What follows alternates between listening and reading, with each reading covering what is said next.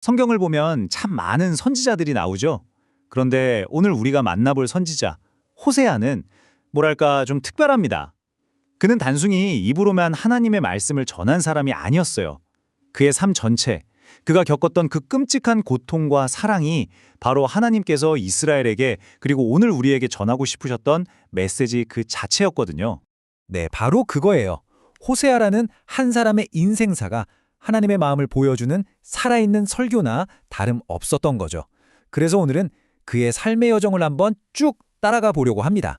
그 길 위에서 배신 속에서도 결코 포기하지 않으시는 하나님의 그 놀라운 사랑을 함께 발견하게 될 겁니다. 자, 그럼 총 5개의 장으로 나눠서 호세아의 삶 속으로 들어가 그가 온몸으로 전해야 했던 하나님의 메시지가 대체 뭐였는지 같이 한번 알아보겠습니다. 자, 첫 번째 장, 삶이 된 메시지입니다. 모든 이야기에는 배경이 중요하잖아요. 호세아의 사역이 왜 그렇게 독특할 수밖에 없었는지 그 핵심부터 한번 짚어볼게요. 우리가 보통 선지자 하면 뭘 떠올리죠? 하나님의 말씀을 받아서 백성들한테 자, 들으세요 하고 선포하는 사람, 뭐 이런 이미지가 있잖아요. 근데 호세아는 완전 달랐어요. 하나님께서 호세아에게는 말씀을 선포하기 전에 먼저 그 말씀을 자기 인생으로 온몸으로 살아내라고 하신 거예요. 그러니까 호세아서를 제대로 이해하려면 먼저 이 사람의 기구하고도 상징적인 삶을 들여다봐야만 하는 거죠. 이제 두 번째 장인데요. 구원이라는 이름의 선지자입니다. 자, 이제 호세아라는 사람한테 조금 더 가까이 가볼 텐데요. 진짜 놀랍게도 그의 이야기의 실마리는 바로 그의 이름에서부터 시작돼요. 호세아, 이 이름이 히브리어로 구원이라는 뜻이거든요. 근데 진짜 놀라운 건 이 이름의 뿌리가 구약의 영웅 여호수아 그리고 신약의 예수님과 같다는 거예요. 이게 뭘 의미하겠어요? 그의 그 고통스러운 사명이 시작되기도 전에 이미 그 이름 안에 자기 백성을 구원하시려는 하나님의 최종 계획이 담겨 있었다는 거죠. 정말 대단하지 않나요? 호세아가 활동했던 시기는 기원전 8세기 북왕국 이스라엘이었어요. 그때 왕이 여로보암 2세였고요. 이 시대가 겉으로는 엄청 화려했는데 속은 완전히 고마 터져가고 있었거든요. 이 배경을 아는 게 그의 메시지를 이해하는데 정말 중요합니다. 이 시대의 특징은 한마디로 모순이에요. 표면적으로는 뭐 역사에 남을 만한 경제적 황금기였어요. 다들 잘 먹고 잘 살았죠. 그런데 그 화려함 뒤에는 끔찍한 영적 타락이 숨어 있었습니다. 사람들이 하나님을 버리고 가나안의 신, 풍요를 준다고 믿었던 그 바알을 섬기고 있었던 거예요.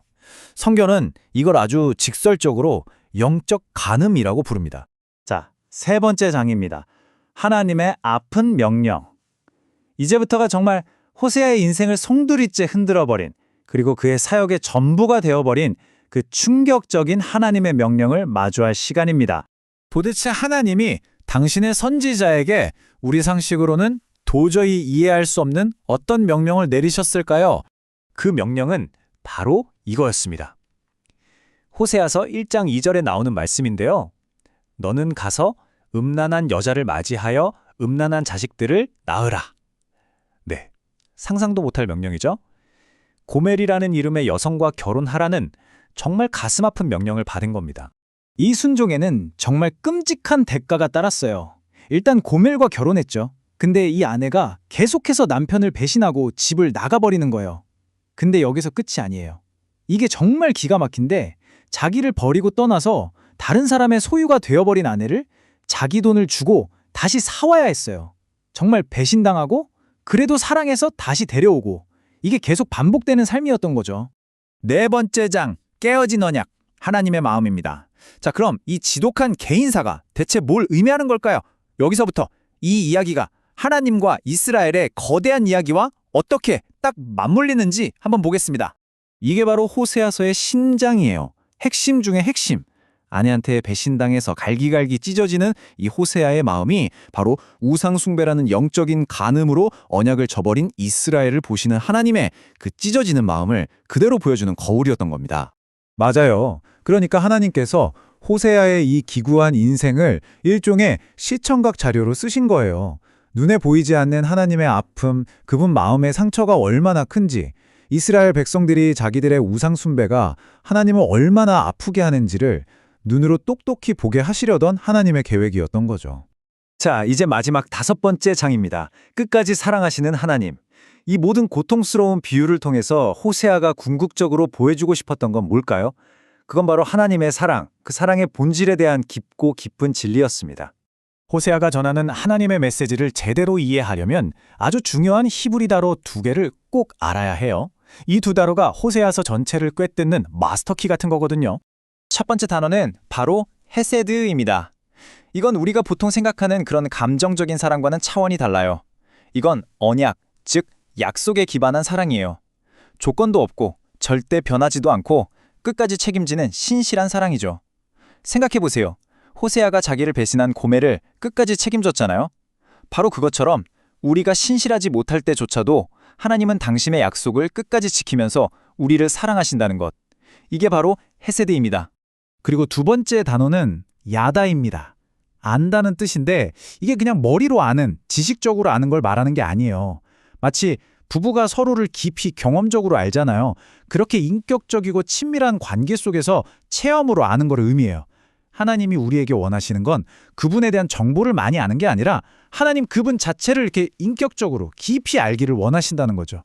결론적으로 호세아는 그냥 하나님의 말씀을 기계적으로 전달한 선지자가 아니었어요. 하나님의 그 아픈 마음을 자기 마음에 품고 하나님과 함께 울었던 눈물의 선지자로 우리에게 기억되는 거죠. 그는 입으로는 하나님의 무서운 심판을 외쳤지만 그 심판 너머에 있는 그 눈물겨운 사랑, 회복시키는 사랑, 바로 그 헤세드를 누구보다도 가슴 절절하게 전했던 사람입니다. 이 모든 이야기를 다 듣고 나니 호세아가 오늘을 사는 우리에게 이런 질문을 던지는 것 같아요. 우리는 어쩌면 하나님에 대해 많이 안다고 생각할지도 몰라요. 성경도 읽고 교회도 다니고 하니까요. 하지만 그 배신의 아픔 속에서도 끝까지 사랑을 포기하지 않으셨던 그 하나님의 마음을 우리는 과연 얼마나 깊이 인격적으로 야다하고 있을까요?